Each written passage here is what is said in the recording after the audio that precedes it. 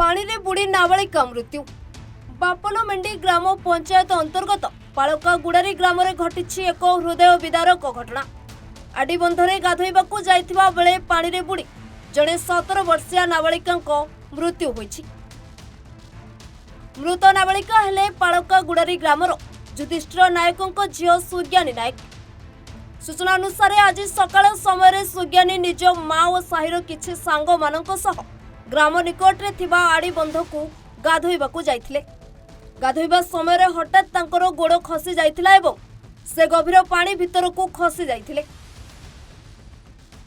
सुज्ञानी को बंचाइबा पई तांको मां और तांको सांग माने बड़ पाटिले चित्कार करी साहाय्य मागिथिले एवं सेमाने निजे पानी भितरकू जाई खोजा खोजी मध्य करिथिले, किंतु गभीर पानी थिबारु कोनोसी सफलता मिली नथिला। खबर पाइबा परे खजुरीपड़ा अग्निशम बाहिनी तुरंत घटनास्थल में पहुंची।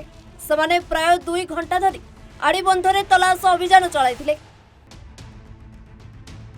कठिन परिश्रम परे नाबालिका को पानी भितर उद्धार करा जाइथिला। तुरंत सुज्ञानी को खजुरीपड़ा मेडिकल को मध्य निया जाइथिला, किंतु सेठारे डाक्तर माने तांको परीक्षा करी मृत घोषणा करथिले। डाक्तरी टीम अनुसार अधिक समय पानी रे रहिबा जोगु तांको जीवन रक्षा करा जाई पारि नथिला।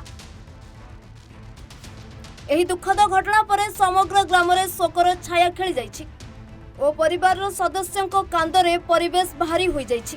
स्थानीय लोक माने मध्य एही अघटन रे गभीर दुख प्रकाश करिसंती एवं आड़ीबंध अंचल रे सुरक्षा व्यवस्था नै प्रश्न उठाइसंती। एपरि घटना पुनरावृत्ति न हेबा पई स्थानीय प्रशासन पक्षरु सतर्कतामूलक पदक्षेप नेबाकू लोक माने दाबी करिसंती। कंधमाल जी उदयगिरी अरुण कुमार षडंगी रिपोर्ट, सूचना टीवी 24x7।